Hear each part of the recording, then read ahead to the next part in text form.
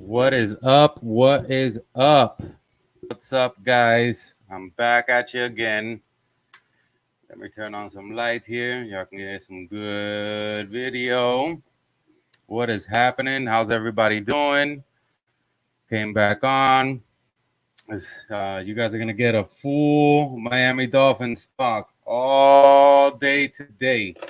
I think TD's going on a little bit later also. Reasons going on too. So figured, you know what? I had the day off. Why not give you guys some Dolphins talk all day long? I know everybody loves to talk about Dolphins. I know I sure do. Do you guys like my little tag I put up here? Give me a like for it. Yeah, can I get a like for it? Um, we'll get into this now. Got a couple text message here from a bunch of the guys. Um, just let everybody know.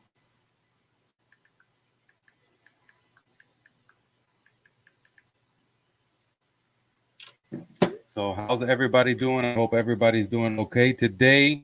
Definitely got some things that I want to talk about. How this preseason has been going.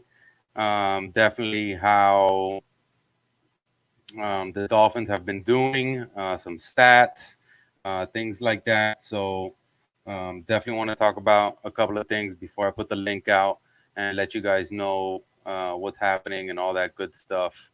Let me open this up here. I had some stuff up. Here we go. Just look for this real quick. Give me a second, guys.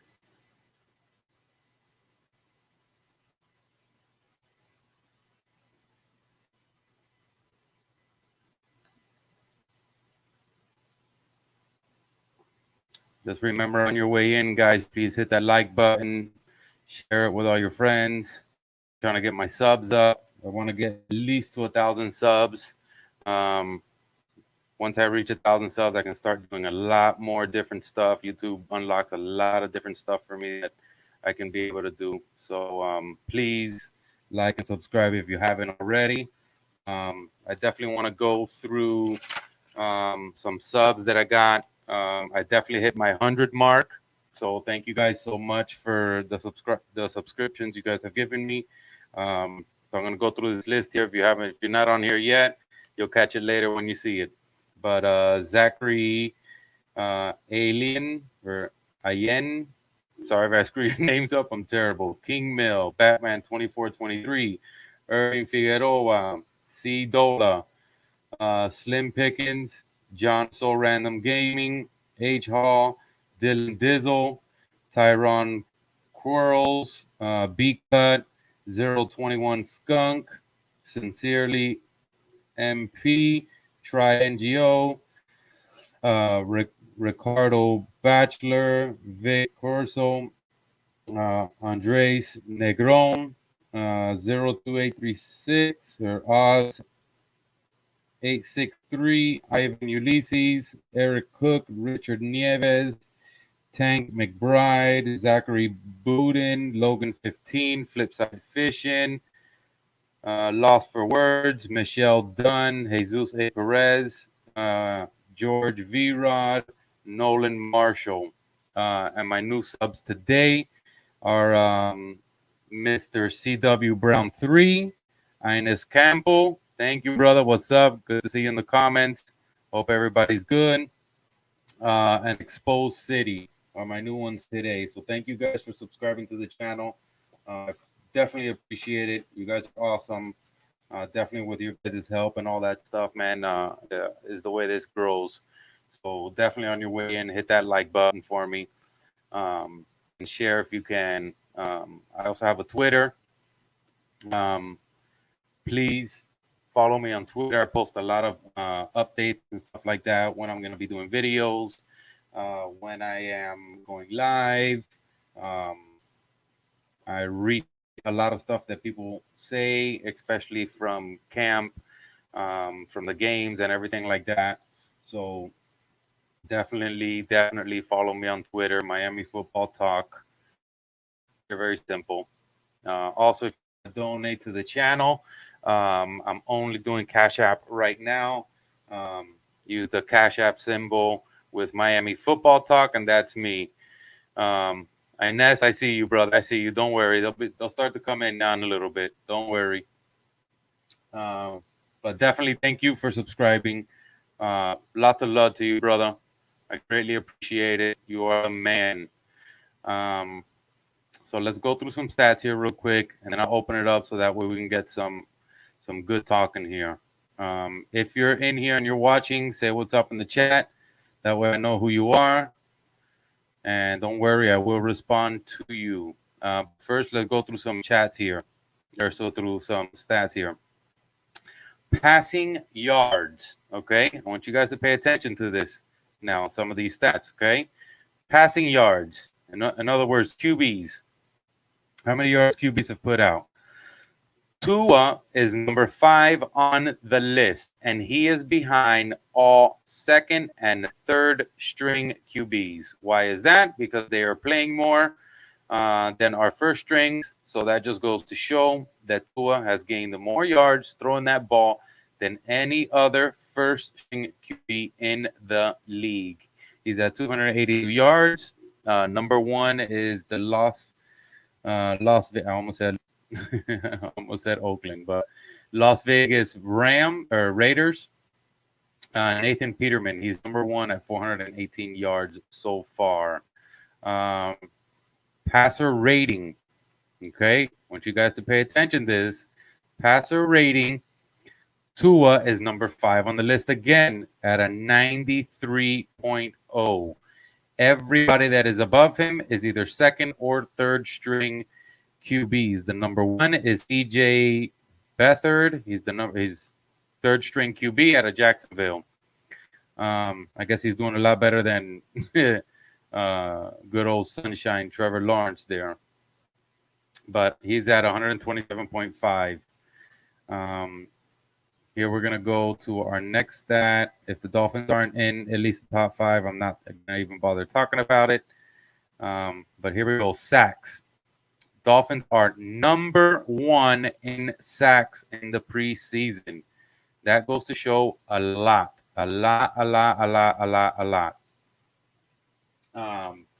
So Dolphins are number 1, and this is per player, not per team. Dolphins are number 1 with Sam Gavin having 4 sacks. And I want to say that was that one game where we had 4 consecutive sacks, or it was 3 consecutive sacks right back to back or something like that. I mean, he had a hell of a game. So definitely props to him. McGuavin, you are the man. If you see this video, stats are for losers. Larry, you're a douchebag. You're a douchebag, Larry. Oh, man. But anyways, definitely Sammy Guavin is the man. I don't know what you guys think about him. I think that he's going to be great for us.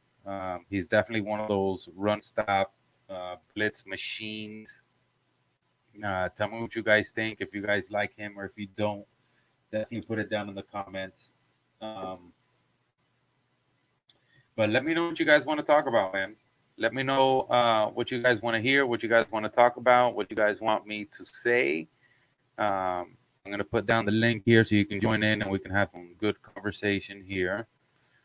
Let's put this up here.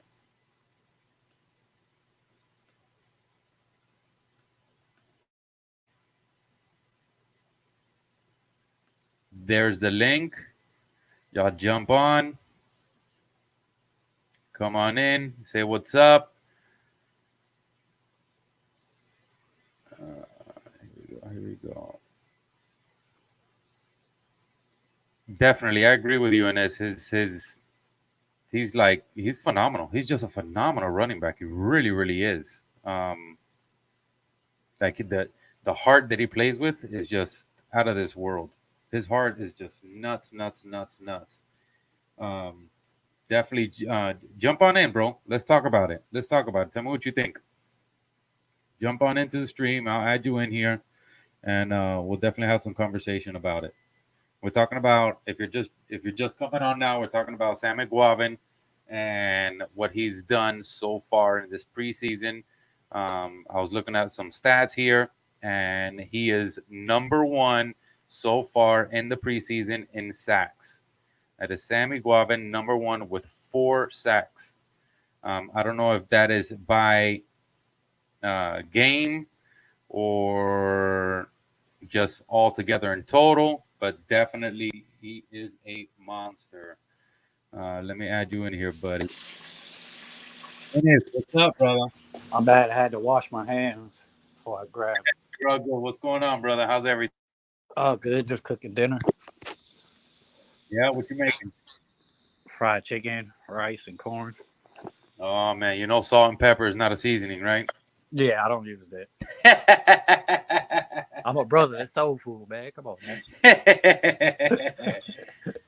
Oh But man, so what's up, man? Tell me something. I like say, some guys, when you see them, you can see they have it. Like he might not have the typical linebacker, like Larry said, stats or requirements as far as height, and might not on test make the as far as drills run him the best. But when he gets on that field, he's like he's natural. I don't natural might not be the word. It just seems like he has it. Like he just plays. Yeah, he It has that seems click, effort. like it clicks for him. Yeah, it just seems effortless for him. Like Yeah, I agree. yeah. So that's why I say I like his motor because he's going full speed and it doesn't look like he's panicking or overrunning the play. Like he's just on it. Like, and I was shocked. I agree. I slept on him. I was like, I didn't want him I to agree. I wasn't expecting too much from him. Yeah. When he came in, I definitely wasn't expecting for him to be this or what he showed so far. Now I know that when he played, he wasn't playing against first stringers and all that good stuff, but still, the amount of production that he had is just phenomenal. Because you know those second and third string guys, they're playing their hearts out right now because they're trying to get into that first string spot. You know what I mean? They're fighting for their spot. So Right. it's not like they're just playing, patty cake up there. They're definitely going in hard for it. And the But fact you that he had in there and got all them sacks is just phenomenal. but if you think about it, he's third string like them. So you're supposed to dominate. If he would have just Oh, been definitely. mediocre against third and fourth string, that would have been bad. Oh, for sure, 100%, 100%. I mean, So him I was dominating just just in shock. yeah, him dominating just puts it more. If somebody says, "Oh, it was against third and fourth," okay, he's third and fourth string. So if he's third and fourth string in our depth chart, that means our other linebackers are great, and that's good for him. That you know what I'm saying, he stuck out. That's what you're supposed to do when you get Oh, your chance. absolutely, absolutely, absolutely, absolutely. Let me ask you a question. What do you think of Tua right now? What do you think he's going to be doing this season? He's going to be phenomenal. Not too much. Miami Sports. So I'm gonna keep it real, Chad. I haven't bought a jersey since Troy Stratford. If you remember him, the Yeah, running back way back in the day. correct. I haven't stopped, rooting for my team. It just I haven't had no excitement. When they drafted Tour, first thing I did when it went on the site is order the jersey because I'm a Miami Hurricane fan. But Hey, I watch film, and I don't care if he was throwing to Judy and Ruggs. But what was the other quarterbacks before him doing? Jalen Hurts, McCarron. They wasn't doing that with all that talent there. no, So definitely, definitely. I want to say when Tua was the quarterback for Alabama, he definitely opened up the map for Alabama. Even though Alabama was definitely a big school with a big following and all that, but I think that the Tua was definitely the QB that set Alabama up for them having phenomenal quarterbacks. Larry, what's up, buddy? Hey, what's up, Chachi? What's What's going up? on, my friend? Good to see ya. Yeah, glad you're here, my friend. Oh yeah, this is gonna be all day Dolphins talk today. I'll tell you that. That'll be awesome. Let's hope Reason does his part in this. Yeah. Well, I know. TD said that he was gonna be coming on a little bit later, also, Mhm. to continue that conversation he was having with Yeah, EM. So yeah, we'll yep, see. We'll see how that goes. yep. That was a trip right there. Mhm. So tell me, Larry, what do you think about Sam McGuavin? Uh, I'm not going to get overly excited. It is preseason, but this is not. We knew Guava can rush the passer. That's the bottom line. That's why he made the team originally. So it's not something that should come as a shock. I mean, he played a hell of a game, but it's still preseason, mostly against second and third. So I'm not going to get overly excited. So Right. definitely what he did is going to potentially help his cause to make the team without question. Okay. Mm-hmm. But I'm not going to go out there, Iguava's going to be the next best thing, Pro Bowler. No, not at all. No. I definitely don't think that either. Yeah. I don't think that you jump to conclusions like that, because definitely he was playing against second and third strings. But you have to think also, being the fact that he's playing against second and third strings, those guys, they're not playing patty cake up there. They're going as hard as they can. You know what I mean? Because they're trying to win that spot. Mm-hmm. Yeah. So I think that him doing what he did is pretty damn good. Yeah. I can see with Vince Beagle going on injured reserve, probably it really upped his chance to make the team without a doubt. Oh, for sure. He's put a strong claim in. Oh, absolutely. I agree with that. I think he'll be a definitely good blitzer, a good run stopper. Mm-hmm. I don't know too much about his pass protection now, but actually, you have it the other way around. He's more of a better pass rusher and pretty solid in coverage than he's a run stopper. That's what I'm saying. Yeah, he's definitely going to be good on the blitz, but I don't know what pass protection or a pass blocker or whatever you want to call it is. How good he's going to be in that. Run stopper. Yeah. It's raining outside now hard. Typical Florida Is weather. it? Yeah. Oh, man. No, not over here. No. Man. I'm all sunny over here. No, I'm here in Tampa, remember? Yeah. Oh, okay. Oh, yeah, but aren't you guys getting some, little hurricane or something over there now? I don't know. I haven't been paying attention to the news. Like some backwind of some hurricane that was hitting? Not the one that just passed. Is there another one that I'm not aware of? Yeah. Okay. No. The one that just passed or something. No, that was last week. Definitely. All right. Well, you can see how late I am. Larry, so tell me something, man. Give me some stats, because I cut out of your show a little early. Had to deal with, the wife and the kids and all that good stuff. So tell me something. What updates and stuff like that?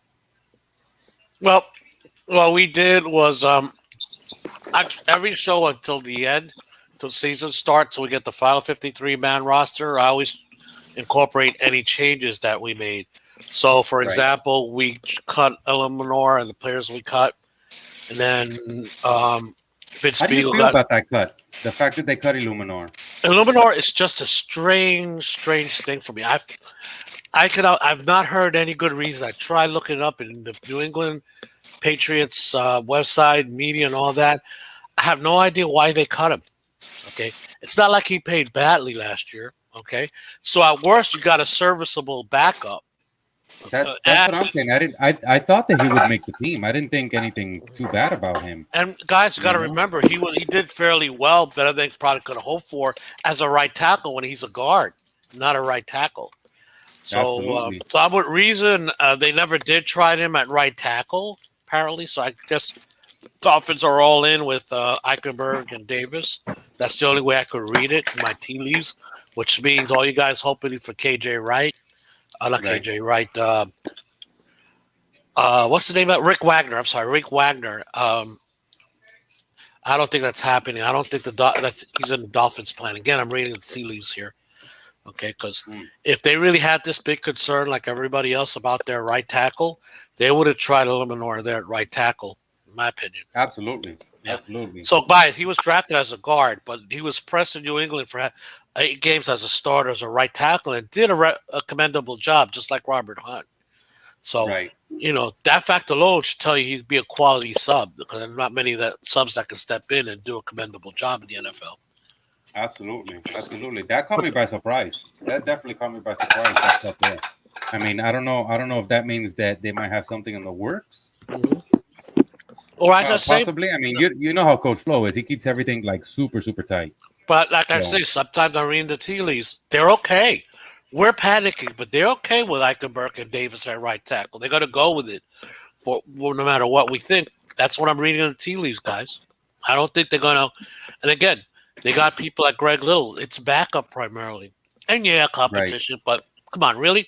You expect you expect somebody as a reject from another team to beat out your starters? You're really in bad shape if that's what you're Oh, expecting. absolutely, absolutely. Now, Larry, let me ask you a question. What do you think? What do you think of our starters? Do you think that it's just going to take a little time, a hmm couple of games or a few games into the season before they really start and get the ball rolling? hmm Well, generally that's true with any offensive line that's having new starters. Okay, it doesn't matter. You put four rookies or you put four veterans in there. They're not going to play up to the level they can until they have a chance to mesh. And like Flo Right. likes to say, it's called communications. Very important, the offensive line. Absolutely. So obviously Absolutely. that's part. My concern is what they're doing is unprecedented in the NFL. Okay, if Eichenberg wins a spot, they're basically starting a line of first year and second year players. Okay, usually you got to expect one or two of them will not pan out. That's just the way it Oh, is in the absolutely. NFL. You get a first year or second year player, they show talent, but they don't. A high percentage of don't pan out. So here Right. you're doing the whole offense. You're not even adding a couple of rookies and hope they pan out. You're adding four of them basically. And Dieter, that's if Eichenberg. Dieter really is a first year, a year and a half center. I Right. correct Right. people Right. out there. He was technically our backup center last year. So Correct. so that means he did get snaps in practice as a center. But it's fascinating what they're doing, and from the looks of it, oh man, we got to be encouraged, but we got to be concerned too. I mean, especially with Austin Jackson. Okay, Hmm. and guys, I'm not an Austin Jackson hater. I'm just stating the fact. He's a young player, has all the talent in the world, but that doesn't mean he's going to succeed. We see it over and over Correct. and over again.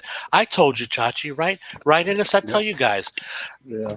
this Dolphin team has the talent of a Super Bowl contender. The Right. problem is, it's undeveloped young talent until they have to prove themselves. But the talent's Correct. there. I'll match up Austin Jackson's talent with almost any left tackle physically. But the Absolutely. game of football experience counts for a lot and all that. So yeah, that party has to get pat. That's all we got to see. Oh, absolutely. I agree with you. I agree with you right there, Larry. You hit the nail on the head. Yeah. I'm I with you, think Larry. that I think we're a year ahead of schedule. I want to dream Super Bowl, but my realistic is just a big playoff run to get hmm that experience. for Yep. sure. I think that we came out and we did too good right now. So now everybody's expectations are are beyond what the team is built for right now.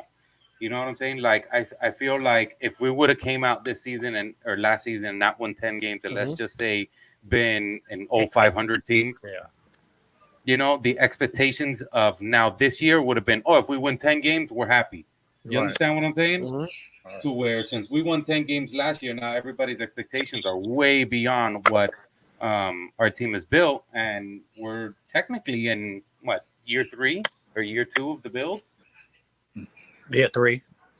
Yeah, year three. You know what I mean? So for us to be where we're at right now, um, I think we're definitely ahead of schedule. And what we're missing really is that solid front five.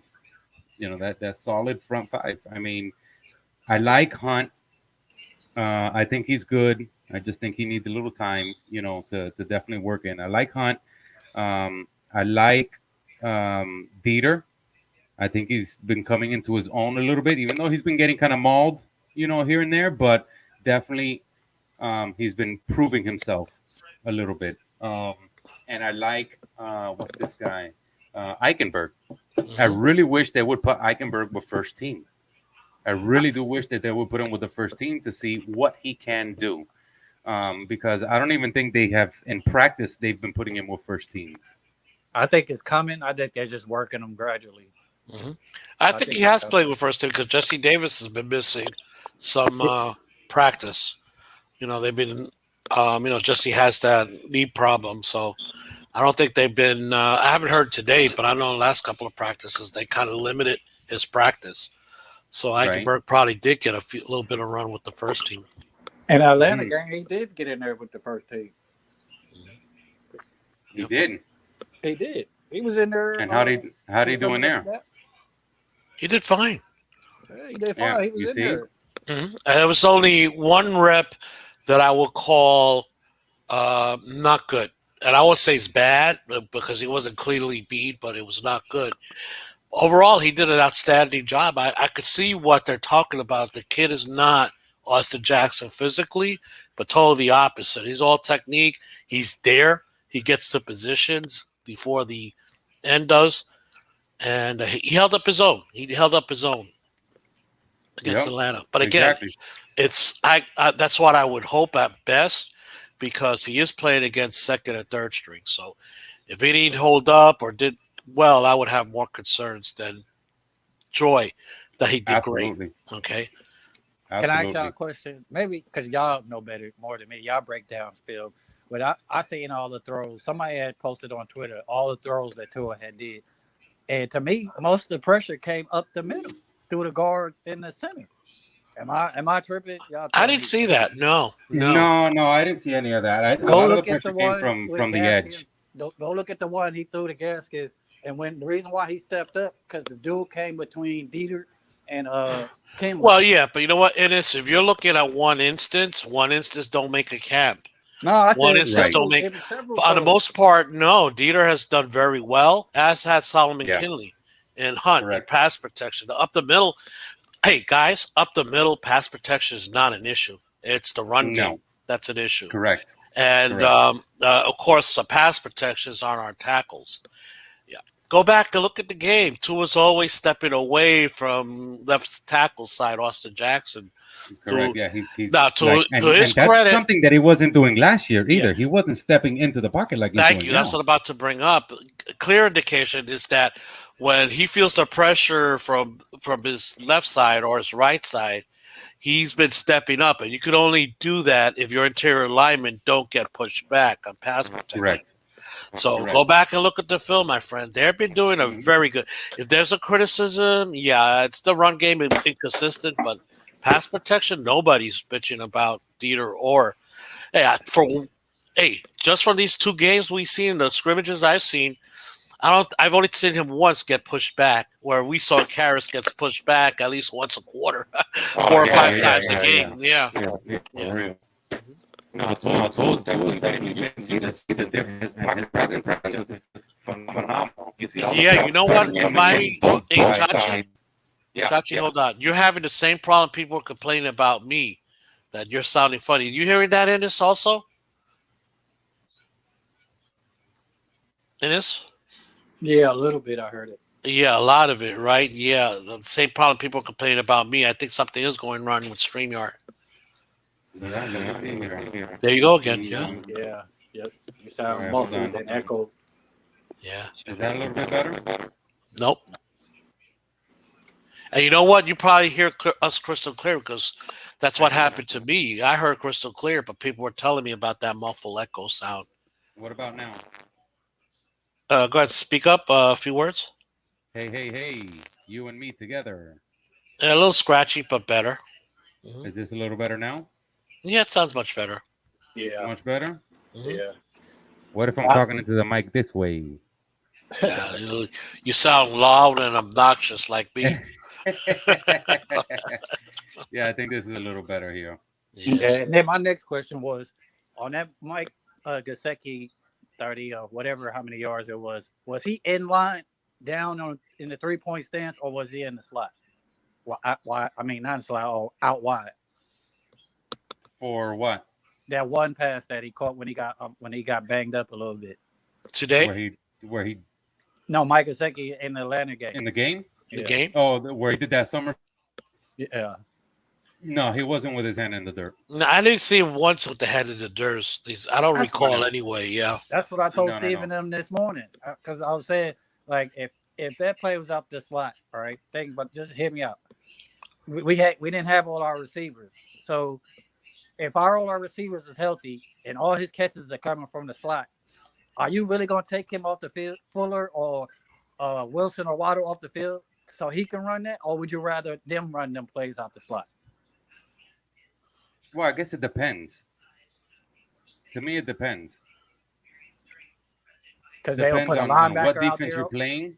Yeah, it depends on what defense you're playing and what corners are back there to cover. Because sure, Mike Gesicki, he's a big guy. You know, he's a tight end. It's hard to cover him. But when you have one of these all-star corners out, don't really have any wide receivers, they're going to put that all-star corner on that tight end. You know what I mean? So I guess Right. to me, it just depends. Okay. So I think he's losing. He's going to lose a lot of snaps and a lot. But like you said, it does depend on matchups. I didn't think about that. Larry, I want you to hear these stats here. I don't know if you heard it when I first opened this up, but here's some stats here for you. Ready? Passing yards so far the preseason right now. Tua is number 5 in the preseason as far as passing yards with 282. He is the number 1 first string quarterback on this board for passing yards. Everybody else that's above him, you know, the first 4 are all second and third string quarterbacks, obviously because they're getting more time. So you're Passer asking rating. me? If you're asking me, am I excited about it? Well, let me see. You said the first 4 are second and third string quarterbacks. No, Correct. no, I'm not excited. It's preseason.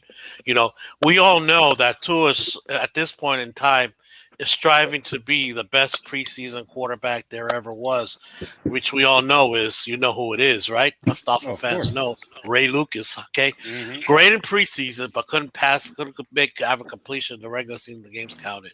So, Right. guys, if you went up and look at my video about Tua, I'm not excited about the stats. I'm excited about the intangibles he's showing because Oh, that will absolutely. translate into the regular season. Oh, The leadership, absolutely. the leadership, his mobility, okay, his footwork, and the fact that he's showed his arm strength as well. That'll all translate into the regular season. Now, will he have the same success when defenses have a chance to scheme against him? You know, chances are not to this level. No. I mean, Right. it's exaggerated. Like I said, look at the 4 that's ahead of him. So you're not going to expect these 4. Come on, one of Yeah, them was look, C.J. the 4 that are Berther. ahead of him Give right me a now. Look, break. Yeah. number 4 is Mason Rudolph Okay, a from bust last Pittsburgh. year. Mhm. Number 3 for the Colts, Jacob Eason. A rookie second-year player. Okay, which Okay, they're looking for another quarterback, by the way. Good. yeah. Number 2, the Cleveland Browns, Kyle Oh, Lauletta. yeah. If I remember from an Ivy League school, Harvard. Okay, 7th-round pick. Yeah, I don't think so. Go ahead. And Next. then number 1 right now Mhm. is the Las Vegas Raiders, Nathan Peterman. Oh, the one they chased out of Philly with Carson Wentz, right? Okay, Yep. because the Philly fans, like all fans, love their backup until they play and they realize he stinks. He was in Buffalo. He was in Buffalo too. No, but he started out with Philly as No, I'm saying, but he was in Buffalo too. last year. Yeah. So I'm not tripping off the stat. It just depends on how many number 1 quarterbacks played this preseason because you know a lot of them haven't played, so you have to take that in as well. Of course. Point yeah. I'm making is top quarterbacks in preseason, you cannot take anything from them from Correct. that. Okay, because they're playing like again, they're young veterans, they're starters. Oh, they're not scheming against you. Okay, yeah, I'm impressed. If Tua throws 18 of 23, and I'm ready to take that next step with Tua when he does that against the Patriots on first game of the season, one of the most sophisticated defenses he'll ever face the whole year. Yep. I'll celebrate that. 18 of 23 against Atlanta Falcons, who barely field a competent football team on Saturday. Yeah, you got to call them professionals because you're paying them even preseason, right? But let's face it, this is not.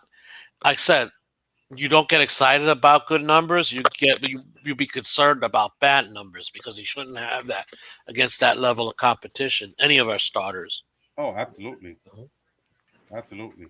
But I think that'll be a really big test for him. Will be that first game of the season. First 2 games of the season, back to back. I mean, Yeah, tough. yeah. Because then you got Buffalo Yeah. too. Yeah, Buffalo's not a great defense, as I pointed out, but they're still a good defense, and they're just a damn good football team. So they're 13-3 for a reason. So a You know, tough competition for Tua and for the team.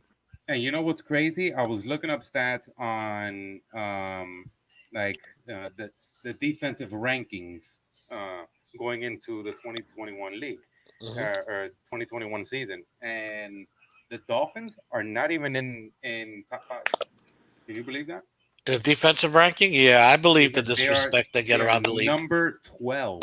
Yeah, unbelievable Number disrespect. to where the Bills are above us. Yeah, right. And the Bills weren't even What? anywhere near us on defense. What? Yeah. It's crazy. That's You know what it crazy is, to me. Tachi? But when you go look at it, you investigate why these national media folks, they're listening to beat reporters across the country. Okay, Oh, absolutely. you know what? I bet you we go to Buffalo, they're not talking negative about their football. First of all, they don't have to. They're a good football team, but they're not talking about the negative. We could have won 13 games last year, but a lot of our fan base and a lot of our media be harping upon the negative, and that's what they'll tell you. Go watch NFL. They say, oh yeah, the local media is saying this. The local beat reporters are saying that's how they learn. There's 32 teams in the NFL. You're a national reporter. You're gonna have a hard time keeping abreast of what's happening. Hey, Dougley Durong, what's up, Doug? Hey, Doug, what's up, buddy? Glad What's you're up? commenting, man. Mm-hmm. So yeah, Thank you that's for how they stopping get their by. information. Now, exponentially explode that to national sports reporters in general, right? So they're covering baseball, football, hockey, whatever, tennis, and soccer. How are they going to understand what's happening in one team? Maybe they could do that with a team like a Dallas that's getting all this publicity nationally in the world. Right. Dolphins don't have it. So they're learning from our beat reporters. And for some reason, those those figures put a lot of credence to someone like an Omar Kelly or an Armando Salguero. Right. Go Right. figure. Right. Go figure. Who do you trust most as the beat reporters for the Dolphins? Kyle Krabs and not Travis Winfield. I like Travis. Barry Jackson. Okay, my problem with Barry Travis Jackson? is the opposite. A lot of people know that he's the opposite of Omar. He's let the sun shine. Everything's going great. No. He'll report the bad. Like I said, this is the situation, right? Let's say Christian Wilkins smashes through Dieter and would have sacked him. Travis Winfield was said Wilkins was spectacular in getting to the quarterback. Omar Kelly report Michael Dieter was trash. Okay, Wow. so yeah, you know what? Neither one is technically wrong.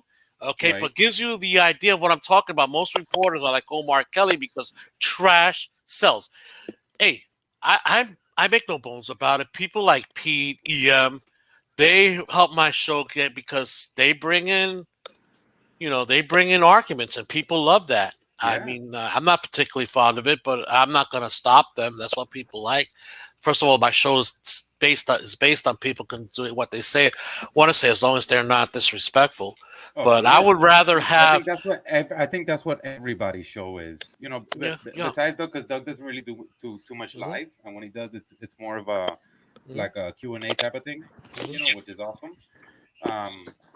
But as far as for all of us that have everybody on the panel and stuff like that, it's more of a everybody just talking and telling their opinion on what they believe and how they feel about it, and the fact that we can all get along even though we disagree on a lot of it just shows the love that we have for each other and the love that we have for the team in general. You know what I mean? Not to take everything too hard. Unless you're Pete, Pete is a different story. Controversy sells or draws attention. Oh Yep. yeah, definitely. Yep. Definitely. Hey, like I said, you know what? A lot of you out there, I don't get it, but you know what? I'm not blaming you because apparently it sells. But shows like Skip Bayless, and all these other shows like that, Colin Cowherd, I mean, I just don't get. I don't watch them. I don't. The only reason I know about them is because the media reports them. It's like we got to report.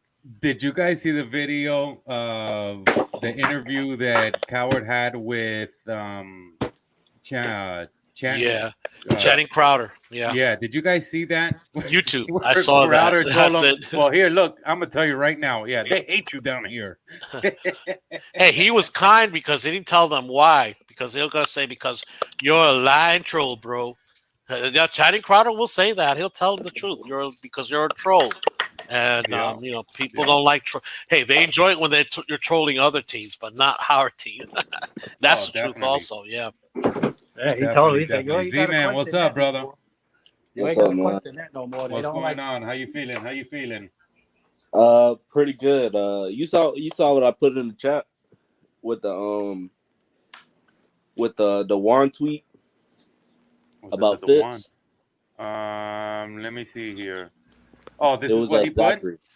Yeah, that's what he put about Imagine the a whole thing. 24-year-old third-year QB losing his job and having a more dignified and proper response than a 37-year-old 16-year journeyman QB.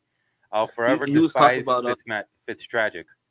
Drew Lock not winning the starting job, right? And Wow.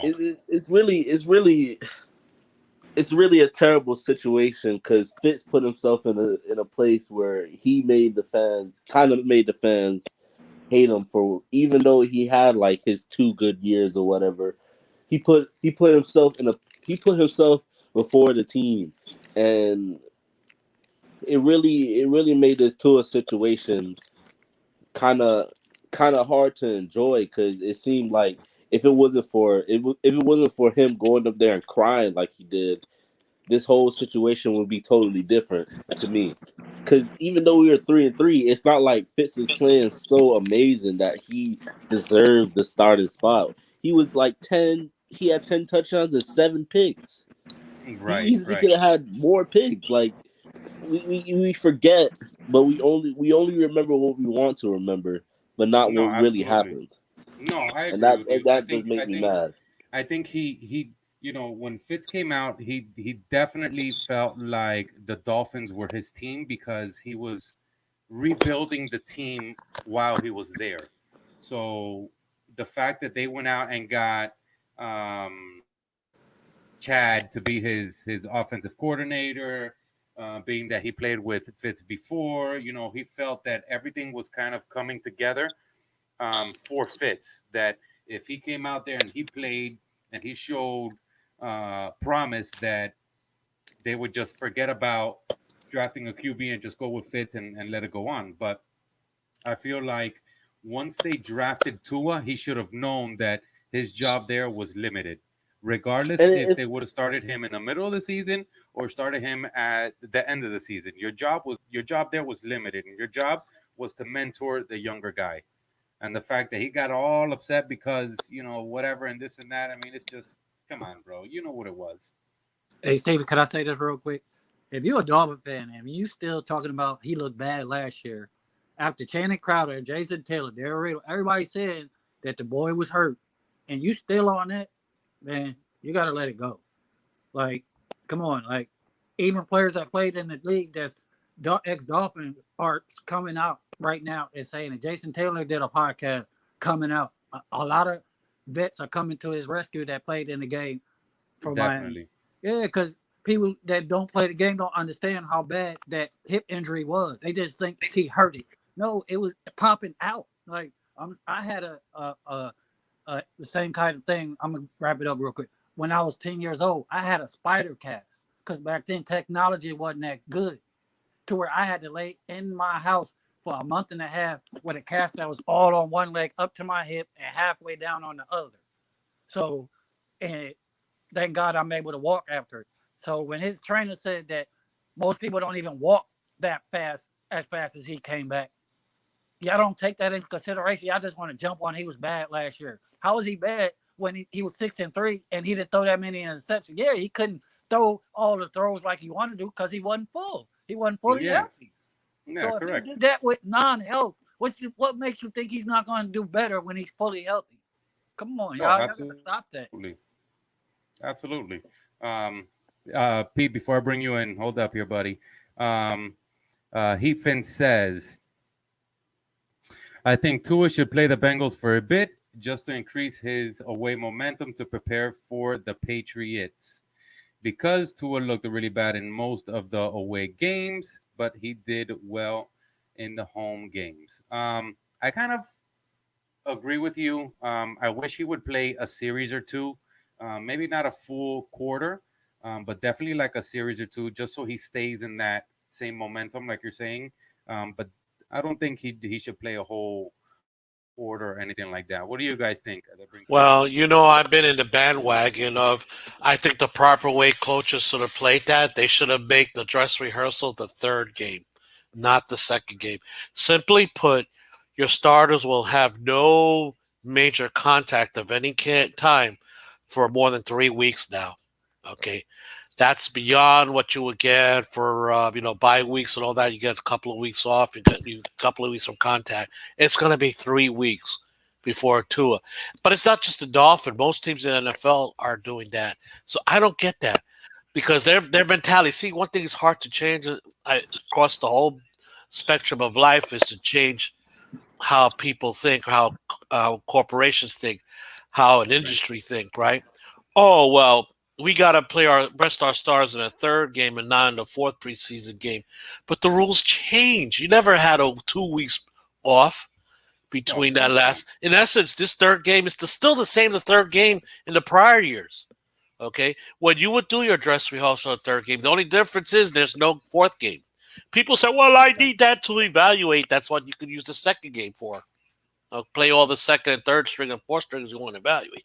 But and the second half of the third game. But to me, at this point, unless you're a team that's not competitive, expected to compete, fine-tuning your first team is the most important thing and keeping them tuned into there. So it's just me. It seems logical, but for some reason, very few teams see it that way. Maybe it's the old way of thinking and they don't want to change. Yeah, maybe. Give me some of your thoughts here, buddy. Now, I agree a little bit with what Larry's saying to an extent, but definitely I do believe Tua should at least minimum be playing a quarter this Sunday. A quarter? Yeah, he has to prove it. Players that need to prove it need to play throughout and keep competing for the spot. That's just my thing, my thinking. You got guys like, Mahomes, he doesn't have to play. Lamar Jackson, he doesn't. You got Josh Allen, he doesn't. But, you got guys like Joe Burrow. Joe Burrow, I said this. Joe Burrow needs to come back and play that week 3. People didn't but it's a different case. Joe Burrow got hurt last year. He didn't play half of the season. Get some repetition. He needs to come out and get a feel again of live reps, and that's what needs to happen for these young signal callers. That's what I keep saying. What does Tua him being benched is not going to help him get better if they do start the offensive line. Tua needs to play with that offensive line so they can get a feel of what Tua can do. But he's been doing that, and I don't see what's the gain. He's already proven that he can kill second and third stringers. What's to be gained out of it? But here's for the Tua, thing not for the line. I would agree with you. Maybe they might play the offensive line a quarter to help them gel. 1 quarter is not going to make a big difference. Yeah, I would agree with you, but I could see them doing that for the offensive line because they are young and they haven't been killing it, unlike Tua. Okay. Yeah. The O-line need to play the whole first half. Maybe. I don't know. Like I said, they played a lot this past game, and again, that they committed to that second game being their dress rehearsal. So, I mean, it's tough for me. It's tough for me seeing them do that. Yeah, I agree. Mm-hmm. I agree. But what sucks the most to me is this is a team. Maybe you guys are going to disagree. To me, he struggled heavily on last year, where he should have at least made it look easier than what it did. Okay, well, you know me, Pete. We're disagreeing. Yeah. Guys, simply put, I said it before and I'll say it again. Okay, this is what Tua had to deal with, a hip injury and you heard it, right? But I want to put in another slang here that you may have heard only because I said it one time before, and I want to drive it home to everybody out there. I wish the Colin Cowturds and all this was listening to me because they cannot dispute this fact. The guy spent the whole offseason rehabbing, not getting in shape for the new season, right? Like almost everybody else is. He had no preseason. He had COVID-19 issue. He had a lot of injuries in the wide receiving core. You know what that tells me, guys? The Dolphins set up Tua to fail. Okay, they made it as difficult as possible for a rookie quarterback to succeed. And guess what? Tua gave everybody the middle finger and said, hey, he wasn't fantastic. He wasn't Justin Herbert, but I guarantee you if Herbert had the same problems Tua had, he would have failed epically because Herbert relies on his physical status of his game, where Tua is using his mind to survive, the intangibles to survive. Absolutely. And to add to that, Larry, people have to realize too, he's moving from Hawaii or Alabama to Florida. So he's buying a house. He has to buy a car. Well, all rookies go through that, but can you deny that they failed him up? They put him in offensive line that was a wreck. They put him with receivers that was third and fourth stringers, right? And of course, they throw him in while he's not 100% physically ready. He was healthy to play football. That's not the issue. These athletes are fine-tuned, okay? What they do is they get their bodies 100% fine-tuned. He could play football. It's like, I would say, you guys know it, right? We see it all the time. Football players come back from a major surgery and all that. The first few games back, they're not fine-tuned. They're tuning themselves and getting there. That was what happened to Tua last year. So people say, "Oh, he's not 100%. He shouldn't play football." Yeah, he was physically able to play football, but not the level that he was accustomed to. Okay, that maybe he played like a Jacoby Brissett. I'm not. Hey, normally I'm more agile than Jacoby. Okay, I may have a stronger arm, but no, he was as stiff as Jacoby was because of the hip. So that's what I'm talking about. The Dolphins set him up to fail. And he refused to fail. Okay? Yeah. He refused. In my book, he succeeded more than we should have expected and hoped for. But now Pete is being a more so nice. Yeah, Pete, go ahead, buddy. I know. I love you, but man, you could be dumb. That is so nice of you to say it that way. I know you love your little Tua, buddy. That's the truth, though, Pete. No, that's the truth. What happened? Pete, I'll tell you the truth, okay? I'll tell you the truth. That's fine. That's fine. He played like he's not going to live up to that number 5 overall. He may not, Pete. Yeah. This guy can easily get replaced by a 3rd round pick, okay? That's the issue, and he's going to continuously, through his whole career, get scrutinized if his play doesn't excel to a 1st round talent. When you have another backup like Jacoby that's moving the offense just as good, or if not better, at least from my eyes, he's just moving it at ease. And when the offense is better, and when the offense and when the offensive line isn't protecting well, Jacoby's helping out by breaking tackles and moving the ball and running. Look at that. You already got Chachi giving him a headache. He's only had you for about 5 minutes in the show. That's fine. But when you're able to see that from like free agent pickups and your franchise quarterback isn't able to give you that type of play, and it's a little bit less, there's going to always be quarterback controversy here. And that's what I always try to tell people. It's not that much.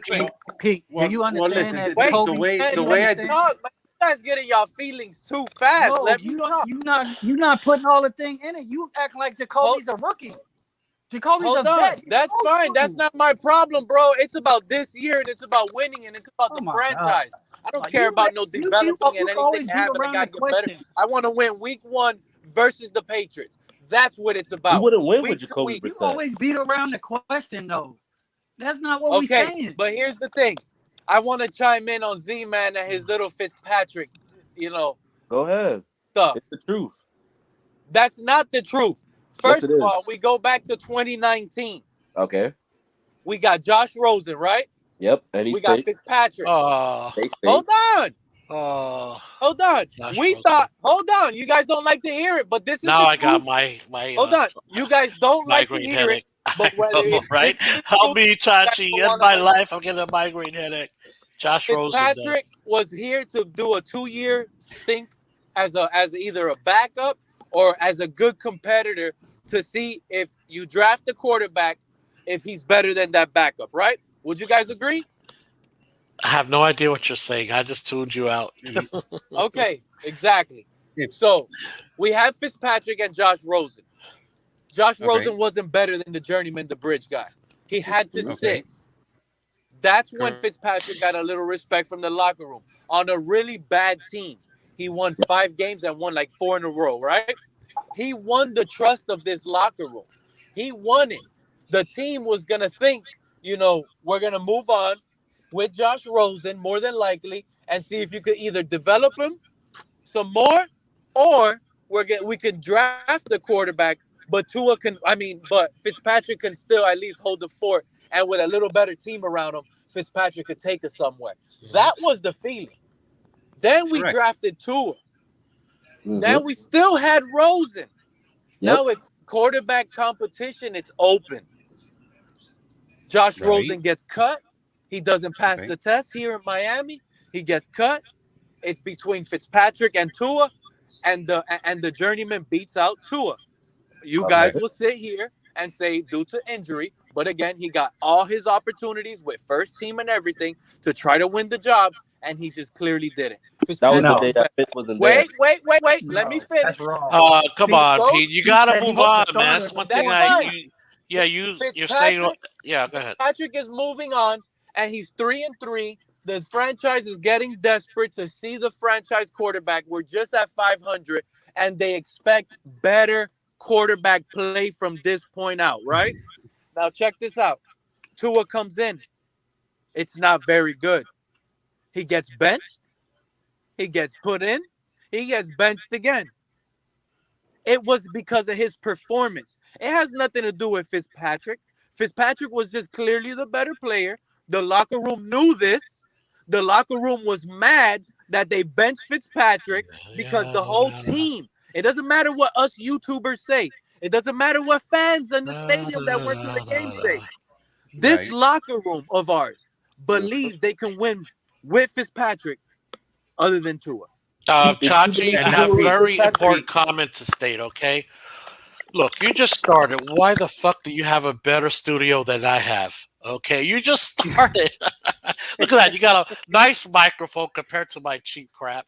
And you got a logo on it. You got the LED lights in the back. You have the lampshade Miami Dolphins. What the? You just started. Pay humble respect to me, man. Z-Man, you got anything to say to that? No. I do. Listen, go ahead. I do. To say to that, Pete, listen. I agree with you. We had better chances of winning with Fitzpatrick at that time. Why at that, wait a minute. At that time, however, by the time it came to game 8, game 9-ish, having Fitzpatrick or not, I don't think it would have mattered because the defense carried this team. So having Fitzpatrick winning or having Tua winning, it didn't matter. Tua, all he was doing was game managing. He wasn't losing us the game. To where I feel like if Fitzpatrick was playing, he would have threw something because he was a gunslinger, and everybody loved that about him. I'm not taking that away from him. Sometimes it worked, sometimes it didn't. But because of the sometimes it didn't, which is why we never played him. Because if the sometimes it didn't came out, we would have lost those games. You understand what I'm saying? So sometimes you had to throw him in there to give us that 50-50 chance, which is what happened against the Raiders. Guys, I don't know, Chachi, if you were watching my videos back then, I made a succulent statement as to why Flores did what he did with Fitzpatrick, and surprisingly and shockingly, I agree with him because of the unique situation the Dolphins found themselves, okay? First of all, they moved on for Fitzpatrick, and I said it back then, more out of the fact the team outgrew Fitzpatrick. Fitzpatrick is a 500 quarterback. He's going to take the team at that level somehow, some way. But he, like you said, his gunslinger mentality will win games he shouldn't win. But he's going to, at this point in time with a good team, he's going to lose games they should have won, like Seattle. Okay. Flores looked at it and said, my God, we left a lot of meat in this bones after this 3-3 start. We should have won that Seattle game. I'll give him a pass on Buffalo. He could have won the Buffalo game, but everybody in the league, I gave a pass in the first couple of games.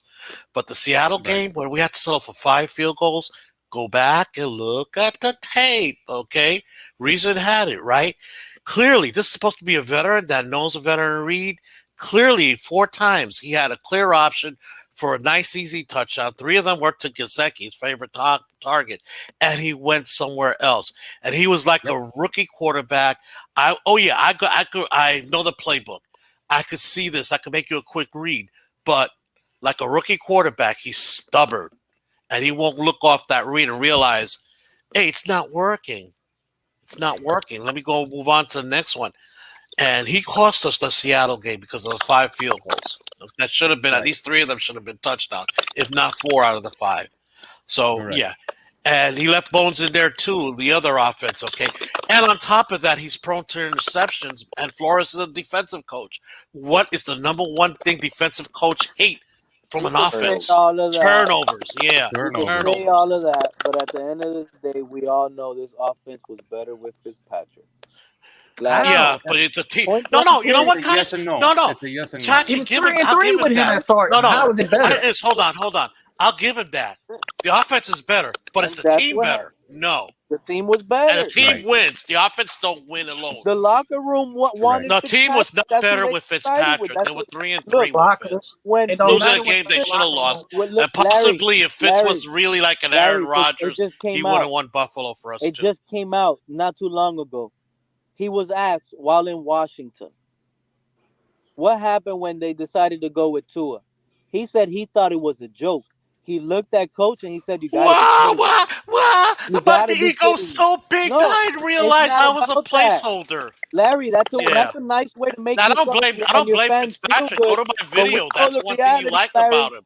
But you know, but you using those press conferences to blame Flores for making the change, you're wrong, Pete. You're wrong. No, okay, I'm not wrong. Yes, you are, Pete. You're wrong. You're not over talking me. You're wrong, Pete. That guy's not ready. You're wrong, Pete. All right, guys, check it out. If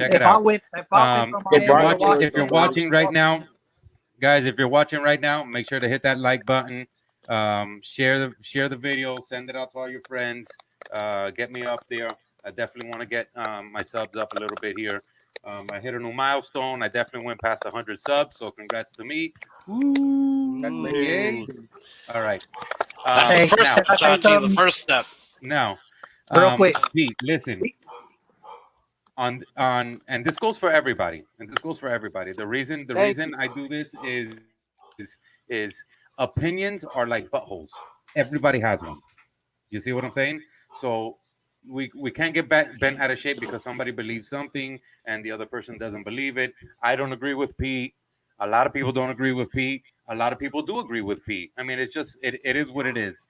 Now, I don't feel like the team would have did much better with Fitzpatrick at the realm than what they did already. I feel like if Fitzpatrick was there, he would have lost us a game here or there. Like the Cardinal game, I feel Fitzpatrick would have lost us the Cardinals game. So either way, we still would have been in the same seat that we're in right now. Oh my God! In the Cardinals game, bro, I feel like Tua would have came in the fourth quarter and Fitzpatrick would have been resting, bro, after like 4 or 5 touchdown passes. After how many interceptions? Serious, dude. The dude had 7 interceptions after 6 games. Fitzpatrick in that dome would have lit them boys up. Okay, answer this, Pete. So, Coach Flo didn't say last year before camp started that Fitz was the starter? Where's Big John, bro? What happened? You didn't say Fitzpatrick was the starter at the beginning of camp last year. He was. It was open competition, and I was so mad that Fitzpatrick won it. You said, how is it a competition if he said Fitz was the starter before the camp season started? Ennis, do you pay attention to the Dolphins or you just started? I just asked you, did he name Fitz? I just basically told you guys everything about the quarterback position for the last 2 years here in Miami. Didn't I? I've been watching them since '85. And I just finished saying it was open competition this prior season with all 3 quarterbacks on the roster. We had Rosen. Rosen was doing good in some training camp. Remember, he won some. There was no open competition with Tua. Wow, Rosen was doing good. Larry, was it open competition? Everybody welcome Estefan. Estefan's in the house. Everybody say what's up, what's up? What's up, Estefan? What's up, Larry? Estefan, I saw you there in the comments saying that that you definitely that you agree with Pete. Well, I don't know why he keeps bringing up Rosen, bro, because Rosen's on his 4th team. I wouldn't even talk about that dude no more, to be honest. But it's what it is, bro. It's his cup of tea. But yeah, I agree with them on the whole, Tua didn't beat out Fitz, bro. But I got to put some context to that. I talked to Ian privately last year during the season, bro, and I was telling him I had a concern about Tua and the way he was playing because he didn't look like he did in college to me. And I questioned why he was playing because he knows more about Tua than I do. Tua, to him, was somebody that he was always watching film on. So I just told him, I was like, dude, is it me or is this not the same dude from Alabama? He doesn't look the same. The way he moved in the pocket wasn't the same. So I was telling him something's wrong. Like I was telling him, and there was indicators there. Like there's stuff that, there's stuff that he's doing. Yeah, my boy, I think he cooked something, forgot to hit the stop button. So what I was gonna say was like there was stuff that he was doing, like the way he moved in the pocket, the way when like anytime he scrambled, he would always dive head forward, which you know is a big no-no in the NFL. You got to slide down a Vic McNabb style, bro. McNair, everybody, all those guys that were mobile quarterbacks, that's what you're supposed to do, bro, to avoid the hit. And he did it in the preseason game last week again, bro. Like, you know, I'm like, come on, man. Like, so I'm just stating factual stuff, man. Now that we know what happened last year, and his trainer even came out and told you it was only 60%, why was he starting ahead of Fitzpatrick if you were going into the season with this defense trying to win? That's all I'm saying. Like, I just when he started, I don't think I agree with Pete. I don't think that he should have started.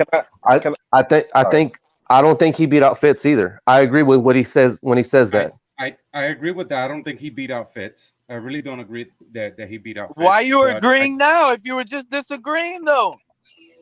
No, I never said I disagreed with you, bro. No, I'm talking to Chachi. He was just disagreeing with me. And even brought up the what I'm disagreeing. Listen, Pete, what I'm disagreeing with is that Fitzpatrick would have done better in the season in general than Tua would have did. Bro, I promise you, bro. And be realistic. Why do you guys are so afraid to say the truth? Fitzpatrick would have never had under 100 yards passing in any of the games, bro. No, I agree with you. He probably would have. So that's already three other games. But listen, and those are the toughest games. Pete. The Rams. Okay, we won against the Rams. Listen. Let me speak. But listen, I agree with you. Yeah, he wouldn't have had less than 100 yards a game. But so that he also would have had 3 picks. Pete, let him speak. My goodness. But he would have also had 3 picks every game too. You see what I'm saying? So yeah, sure, he would have had 300 yards a game, better than Tua. But Tua didn't throw 0 picks, or Tua threw 0 picks. Didn't we? Patrick would have threw at least 2 or 3 picks, to where the defense would have been on the field a lot more than what they were now, and tired out to where they couldn't stop a turnover with points on the board. You see what I'm saying? You see, Fitzpatrick would have helped out the defense even more. We probably could have got even more turnovers. Or allowed less. Yeah, we probably would have allowed less rushing yards. You would have given more rest. He would have got more turnovers. Yep, he would have thrown more interceptions. Hey, Pete, you think like Ian that the Fitzpatrick was playing at a Pro Bowl level? What a joke. What a joke. I understand. And I tell Ian, Ian, when was the last time a Pro Bowl quarterback threw 20 interceptions in a season? Yeah. Which is what Fitzpatrick was going to exceed. He was going for Jameis Winston record. He was going for Jameis Winston record. Tua didn't do anything. Regardless, he didn't prove anything. He didn't show anything. He held his team back. What are you talking about? Why do you think the locker room revolted? The thing that but you got to consider when you say that though. What you got to consider when you say that though. I don't know how his previous coaches. Obviously, you don't want turnovers, bro. But part of the reason I could see why they started to it was for that reason that it was going to take care of the ball. That's it. But other than that, man, maybe you just needed to go give Fitz did look different.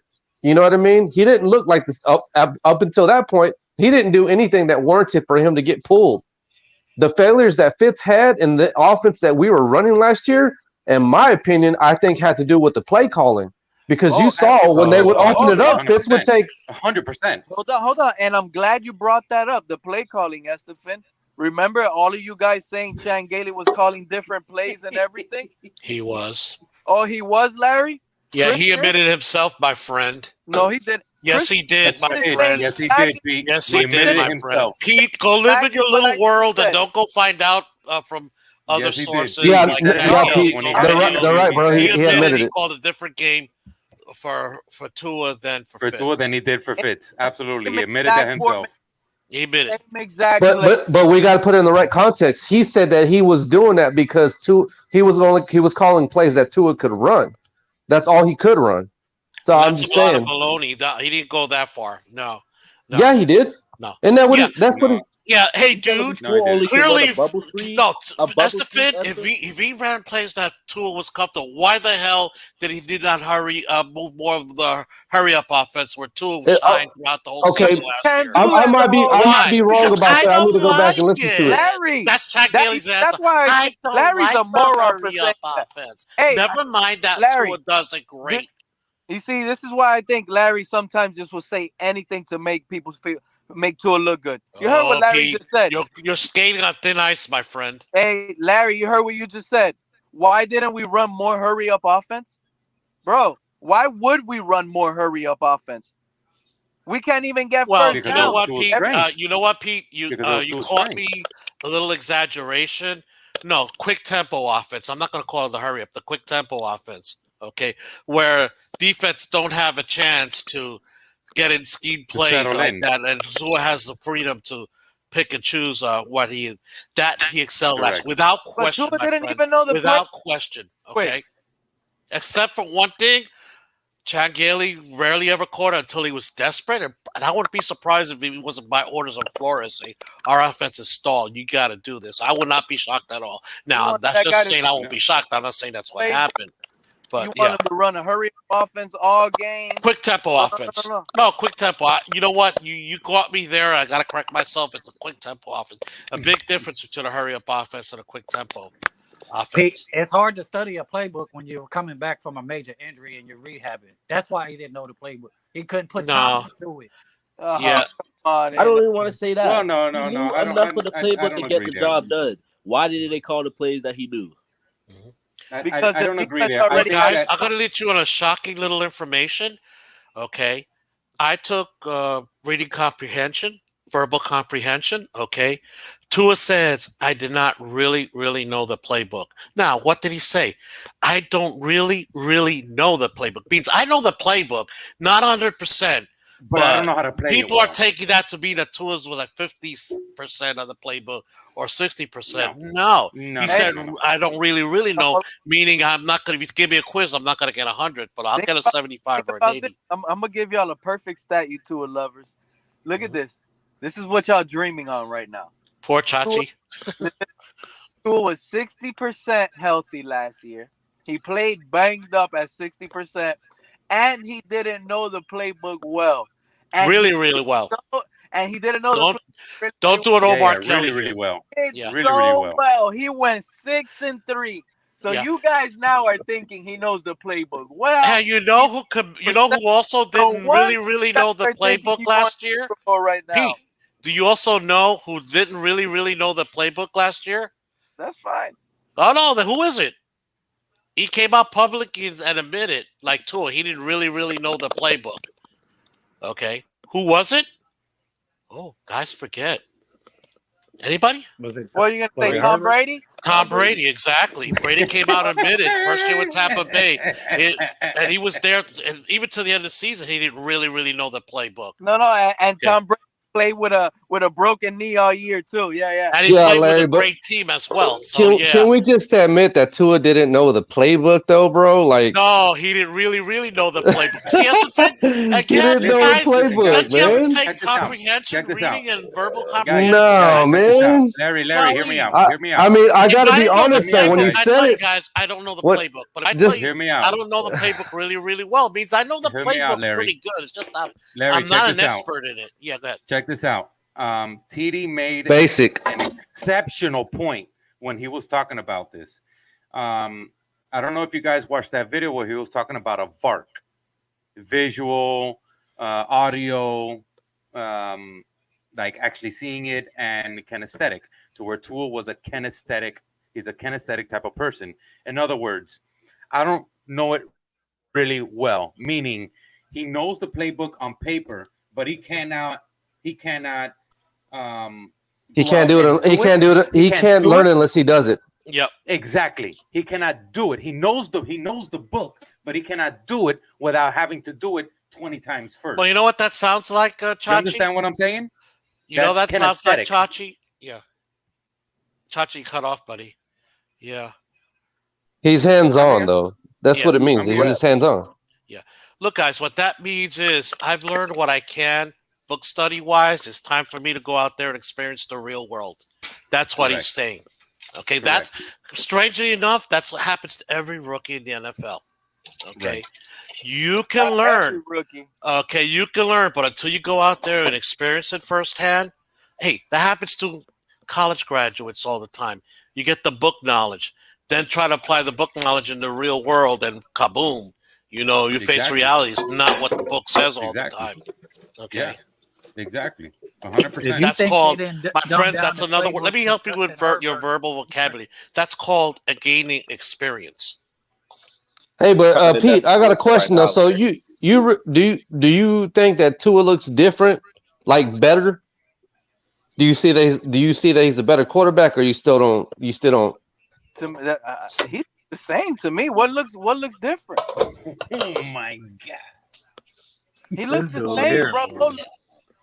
It looks like the little same small quarterback, bro. Well, last year he looked hesitant. He looked hesitant. Even though he had good pocket awareness last year, he actually looks better this year. Sure, he's physically more. He looks confident too. Let me tell you something. That's the thing. Let me tell you something. More athletic. Let me tell you something that Pete told me this morning. He said, "Oh, Jacoby Brissett has better pocket presence than Tua has, to where Tua wasn't playing to the extent that Brissett was. That to Brissett is better than Tua. Do you believe that? Have you watched the film and seen that Tua, whenever there was edge coming across from him, he would step up in the pocket and make the pass? When did I tell you that? I think Pete said something this morning when we were talking about it, where you were like, "Oh, Brissett is better than Tua." I said Brissett is moving this offense better, and he's moving, and it's clear to see that I'm seeing he's moving it better. And when he needs help, like the offensive line mess up, and the offensive line didn't hold it, and there's pressure in his face, Brissett is the only one breaking tackles and running and throwing it, completing passes. Tua got sacked. He's falling in the pocket with a shoestring tackle. He's not breaking it. He got sacked one time, Pete. The other time he's stepping up and maneuvering in the pocket. Brissett can't do that. Pete, bro, I love you and I hate you. In the Atlanta game, hold on. This is what he stepped up. He climbed the pocket. All that dancing around in the pocket, moving left, right, jumping, all this. That's what he does, bro. That's what he did at Alabama, bro. Jacoby just stands there and says, "Whoop, ball's gone." Whoop, right there, because he's looking. He could see. That's the difference. Look at what are you talking about, Pete? I just explained this. If he couldn't see over the line, he would have more batted balls. What are you talking about? He got two batted balls last against Atlanta. He had no batted balls. He had no batted balls against Atlanta? Yes, no batted balls. He had a batted ball. He had one or two batted balls against Atlanta. What are you talking about? In practice, not in the game. No, in the game. When did he get a batted pass by the D lineman? Pete, do you actually watch the games? It was in the game. Yeah. No, he did not get a batted down pass by the defensive line, bro. So where was the batted ball? He started 8 for 8. So when was it? And he went what? 11 for 16. So he didn't complete the ball. 23. Because they dropped the passes. There wasn't no deflection. Grant dropped the pass. Defensive lineman. Curry dropped one. Right end on the left side. But none of the passes were deflected by the defensive line. I'm telling you. We're gonna Okay. Wait a minute. Wait. I'm glad you're bringing that up. Okay, what happened the first 8 plays that Brissett was on the field? Did that ball ever leave his hand? Oh, everybody's quiet now. Pete, talking to you, Papa. Okay, he want to change the narrative. Hey, we can hear you, bro. I think he might have froze up. Yeah, everybody went quiet. That's crazy. Because in that same game, Brissett, he went off. But anyway, same game, Brissett, the first 8 plays that he played in the Falcons game, the football never even left his hand. He all running out to the outside or running out to try to get a first down or something like that. Zero. That ball never even left his hand. What the hell he's talking about? And then Brissett is playing better than Tua, bro. And then the 5-yard pass to Gaskin, he almost overthrew it. A 5-year-old dump right in front of him. He almost overthrew it. He had to jump and tap it to himself. Like, come on, you want to talk about Tua? He gives me the views. Hey, Chachi, you're having audio problems again. That's what you sounded like earlier, Larry. Yeah, exactly. That's what I'm saying. It sounds like StreamYard. It's not me or Chachi. Yeah. I was gonna say, who was that? Is it Ennis that was saying that a while ago about him almost overthrowing Gaskins? Yeah, that's what I noticed. I remember. I know he did that against the Bears. There was a play where he rolled out, and I don't think the pass was complete. It just didn't look good at all. Him on the move trying to make a play. Yeah, this one he was in the pocket. I think the difference. I think the difference is that Tua is just more accurate, just to be honest. But when it comes to the run game or that run option that Brissett gives you, that's where he excels. Pretty simple to me, bro. As far as throwing the ball, I just don't think that Brissett has it like Tua. I don't think he hates him as a football player. I think he just doesn't like him as a person, period. That's where I'm at with it. He just don't like him, period. It ain't about football. Ooh. Pete with Tua. Because you don't like if you could sit here and say you don't see a difference from last year, then you just like you being ignorant or you just don't like the man. Period. I ain't crowning him already like most people though, man. What I'm waiting for is him to just do it consistently and string it together for a couple of games where that he's our franchise quarterback. I'm not calling him our franchise quarterback already.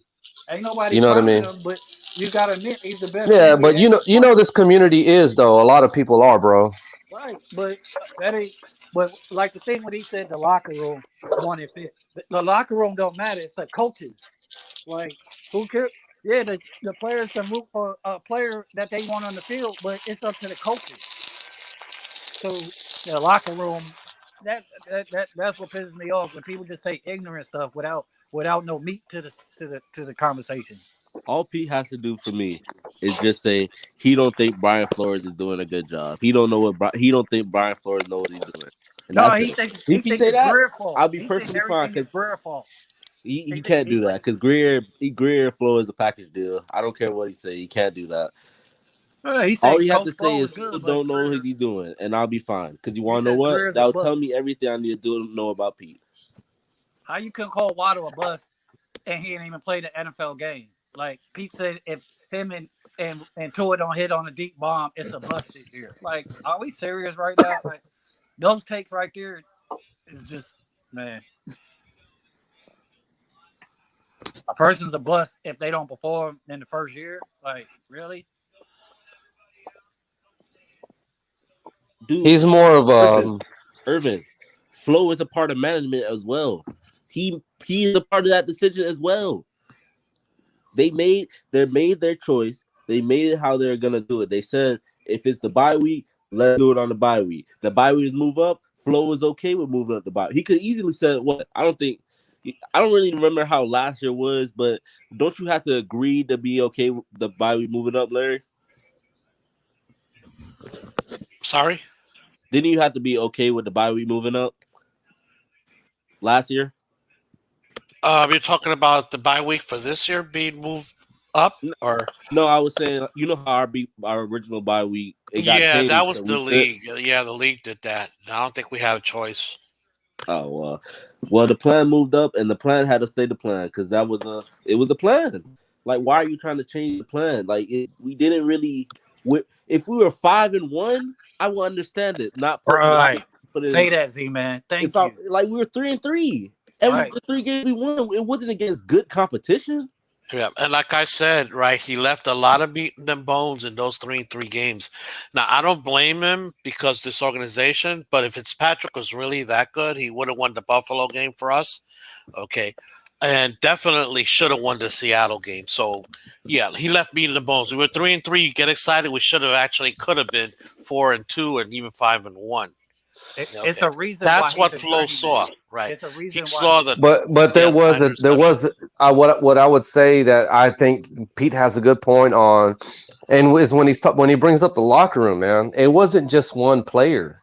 Okay, you know what I mean? Even Lynn Bowden was. It doesn't matter in the locker room. But I understand that, bro. But when you're playing together, bro, you know who's going to give you the best chance to win. Yes, to Finn. I'm going to put to rest that comment.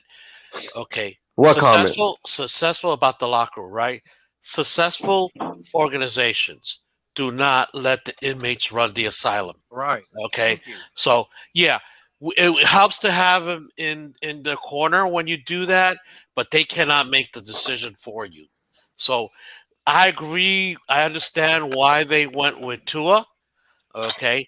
In the long run, they were proven right, because they really had a legit shot. I've said it before. It's just as simple as the team, not Tua, the team outgrew Fitz. Fitz is what he is. He'll win you some games you expect to lose, and he can lose you some games you expect to win. That's an 500 quarterback. This team, at a certain point last year, was determined by Flores not to be a 500 team, and they were 500 at that point, 3-3. So let's go ahead and give the kid a chance. And I think he exceeded far than what they could have hoped for because, number one, he did not turn the football over and helped us get to that win. Up, buddy? Hey, TD. I don't know. Hey, TD, what's up, buddy? I don't know, bro. Better. You ask and you shall receive. That's all I can tell you. Yeah, bro. Pete's coming over here, and I am lost for words. Welcome to our world. Is Brissett playing better than Tua? I don't know, man. I had this conversation with EM after EM had the wonderful conversation with y'all this morning that I was just tripping out over. After he got demolished? After you did? You mean after me trying to tell you 7 times to drop the link and you didn't see it? I ain't noticed it, bro. I had already bro.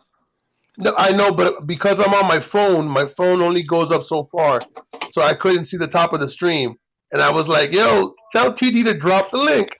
And I could have written it for you in pink, bro. Bold pink, like 10 feet tall. You wouldn't have seen it, bro. But yeah, after guys, cut TD some slack. I have that same problem. I don't even have the amount of that he has. Okay, it's hard to keep I'm saying it as a joke. I'm saying it as a joke. I don't mean it like that. So cut him some slack. TD's just getting over his illness. TD's the man. Come on, everybody trying to hate on TD. I know, but still, TD needs a little love. I feel bad about earlier today though because EM just called me. And my wife in the background. EM just called me and he said he questioning our friendship because I hurt his feelings by destroying him. So, oh my God, y'all give him a pat on the back next time you see him. I just, I had you talked to him and then he called me up and we had about a 2-hour conversation and I was like, yeah, you guys had fun over there. You guys are just killing each other. I'm like, okay, sounds like fun. When he loses the battle, he got to call other people and vent about it, man. I mean, I agreed with the point you made, but I also agreed with certain points that he made. It just depends on how you look at it. Like, I agree that Waddle's not gonna have less than 500 yards. That's just insane to me. And he said it, and I go to him. I don't agree with that, but I do think that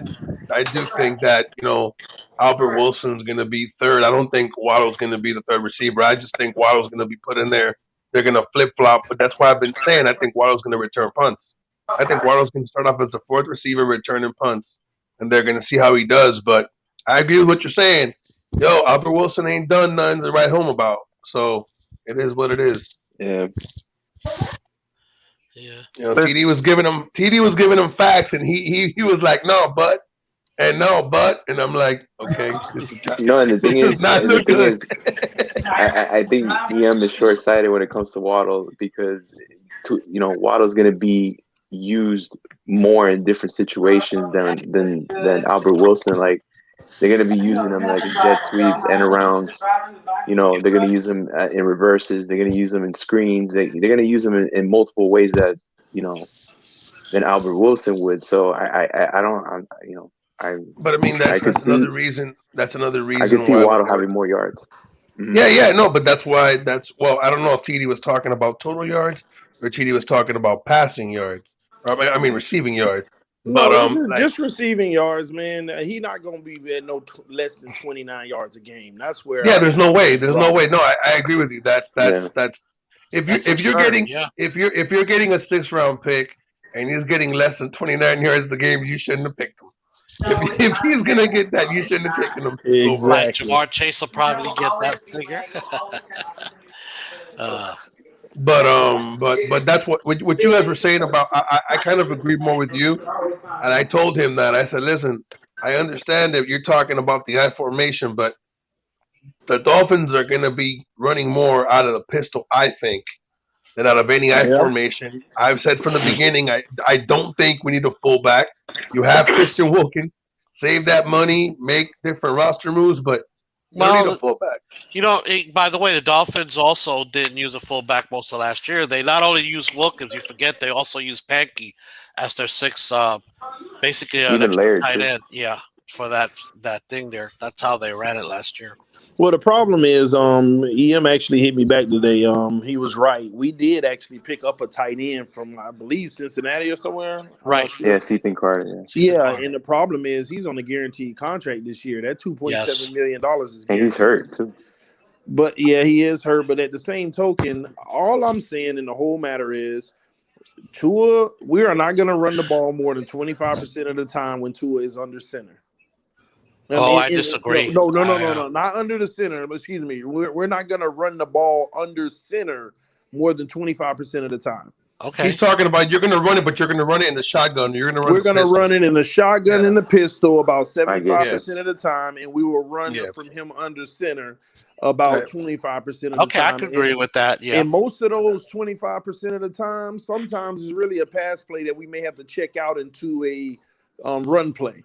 Into a run play based on the defense. They just know, they know that we're just not. We don't have the guys aren't great at power running. No, it's not their stick. Like we should know that by now.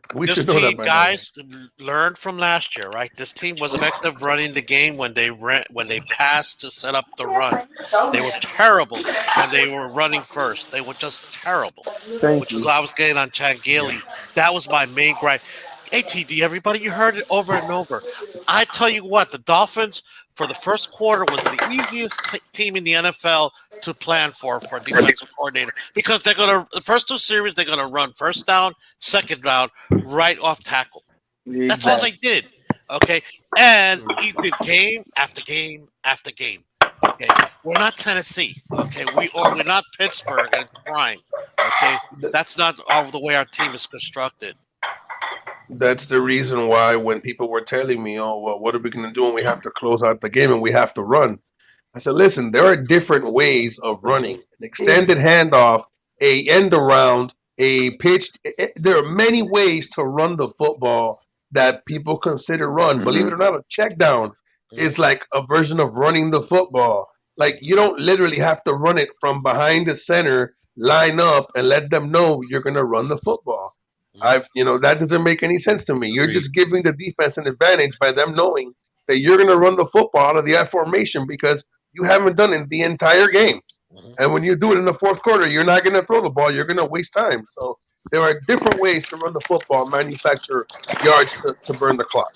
Hey, and Big John, I think with the speed element, something is not working, you don't just keep going at it and keep trying until it finally hits. No, it doesn't work. You move on from that. We can't do it. It's not about giving up, man. It's that the offensive linemen we have are not good at power blocking. Solomon Kinley is okay. Hunt is the best one we have right now at doing that, and we don't know how they're going to do. I don't even think they were they run a power running against the Falcons? Because I saw one play, I think, where Gaskin went off, I think it was right tackle? Mm-hmm. And he went off, but I didn't see many of those. So I think Yeah, it was like their best bet is out of the pistol, man, out of the RPO formation. mm-hmm. Watch Yeah, Tua hold the I agree running with you back there, and John. take off. That's going to TD, Yeah, let it me was ask you, right? yeah. Let me ask you, right? When Tua was under the center, was it Tennessee running RPO there or mostly out of the shotgun? Say that again. Oh, the RPO, right? When was it Tennessee for the Dolphins to run the RPO when Tua was under the center or in shotgun? No, in shotgun. Last year? Shotgun. Yeah. I keep hearing you say Tennessee. He said tendency. Tennessee, yeah. In Was what it? game? What he's So saying when is TD was the tendency for Miami to run the RPO out of behind center or in the shotgun. I said shotgun. well, how can you Like, run an RPO on the center? I'm just That was asking. my Yeah. I'm just asking. that was my other question. Yeah. No, I'm just asking. That's all. You lost me because I'm like, whoa, it's a whole part of the game I've never heard of. Well, I Well, don't even know if TD, that I got a even question exists. for yeah, you. I know. That'd No, be I'm pretty just cool. asking. But actually, I do think he's going to have an option under the center when he goes up to the line to read the defense, and I think he will have the option of either going running or passing. That's what they should do because Tua's intelligent enough to handle it. In other words, do something he was not allowed to. He goes up to the line of scrimmage, gets under the center, and he himself submitted. Oh my God, this play's not going to work. But you Okay. know Well, I what? mean that he's had that this year. He's been showing that. I'm sorry, TD. This year he's been showing the propensity to change the ball, the line of scrimmage. He did it, I think, in the Falcon game on one of the plays. He's shown the ability to do it this year.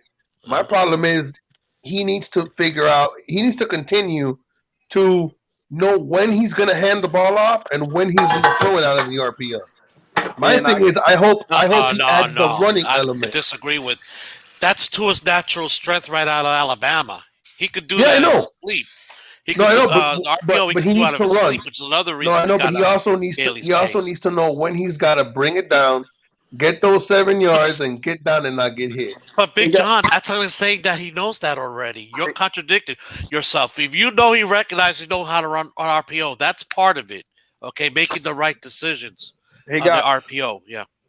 I'm about to grab dinner real quick. Just real quick, last quick thing. I'm willing to tell y'all that we don't run under center so much that when you do see us run under center, it's because Tua audible into a run because he didn't like the throwing look. I agree. Also, like to see when he does TD, I got that a we question incorporate for a little you. play action pass there. It'd be awesome.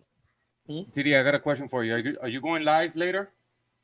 Yeah, and I got the round table tonight too, so I probably do both. What time are you gonna go live? I still got to gauge that with the with how my son doing. Oh, okay. I don't know if I'm gonna go live before the round table or after. Okay. So how's your son doing, TD? I'm starting to run out of time. He's getting a little bit better, but still got a few days to look like we're gonna be dealing with it. Yeah. Yeah, I don't miss I'm that praying part for of you, being a father for sure. I'm praying for you, man. Yeah. Appreciate y'all. I'm gonna hit y'all back. Love out, Definitely. team. All right, TD. Later, TD. bro. Take care, man. Anyways, guys, I am starting to run out of time. John, bro, you missed it, bro. I needed you here when Pete was here. He was crazy. Listen, man, I didn't even know. Bro, with his takes. I didn't see your message till about 15 minutes ago, and I was like, "Yo, was that right now? Was that like late?" And I missed it.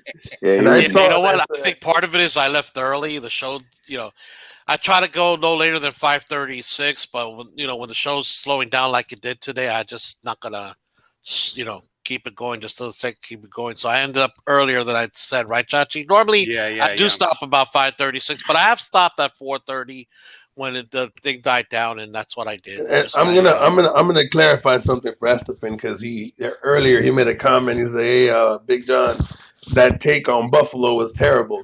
Let me explain something. The only reason why I brought up Buffalo, Estefan, is because at the end of the day, you need to beat those teams if you want to win the AFC East. And I think it's a lot easier for the Dolphins to win the AFC East. I mean, to win a playoff game if we have home field advantage. So either way, you have to beat Buffalo, you have to beat New England. That's what that basically boiled down to, my friend. Man, I didn't even know I was on, man. I'm over here flipping shit behind my back on the stove. Anyways, Guys, yeah. So you didn't hear what I just said? So I spoke to my son. No, I heard my name. I heard my name, and I was like, "Oh shit, am I on?" And I was looked on the camera, and I'm on because I dropped out by accident. Let's go through some final thoughts here. What are you expecting the Dolphins to do this season? I expect the Dolphins to ban Pete from Joe Robbie Stadium and never listen to him again. We're gonna go with that. Hey, thanks, John. I appreciate you, brother. Thank you for jumping on, man. Dale, bro. I got the little one sleeping. Look at this. She's passed out right next to me. KO, That's what's up, Big John. Yeah. Love you, bro. Man. All right, bro. Love you guys. Dale. Take care, man.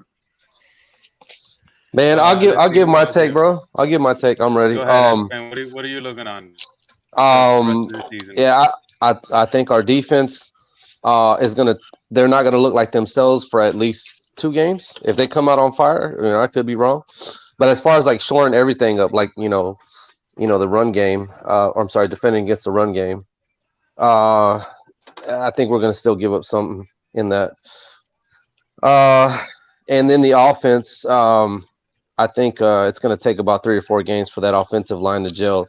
And I think they're going to get better, man. I think it's going to be last year, like our defense had a slow start to the season. Took them about 3 or 4 games to get it going. I think it's going to be the opposite this year. I think it's going to take that long for our offensive line to get it going. Like I said, man, I'm just going to go back to what I said for the past 2 weeks. I think it's going to be critical that Tua run when the pocket breaks down. That he runs and he throw on the run to Gaskins. I think Gaskins is going to be the safety blanket. So that's where I'm at. Nice. Yeah. All right, SFN. Thank you, bro, for coming on. Much love to you. Much respect, bro. Appreciate you too, man. Thank you. Dale, bro. Irving, what you got for me, bro? Final thoughts.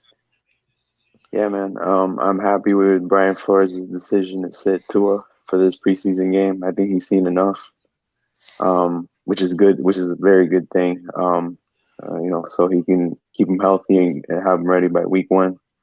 In a very big game against the Patriots, especially you got those back-to-back divisional games, week 1 and week 2. I expect the defense to come out on fire. We gotta put a heavy emphasis on the run defense because you're facing a very good run team, an offense that likes to run the ball consistently. Just love to run it down your throat. So I think that's the key to winning that game. Hopefully, Landon Roberts and Xavier McKinney have those big games, and Phillips makes an impact. And offensive key, of course, is to have Albert Wilson. He's got to play a big role on the boundary with especially with Fuller being out. So hopefully, we have all our guys healthy by week 1. So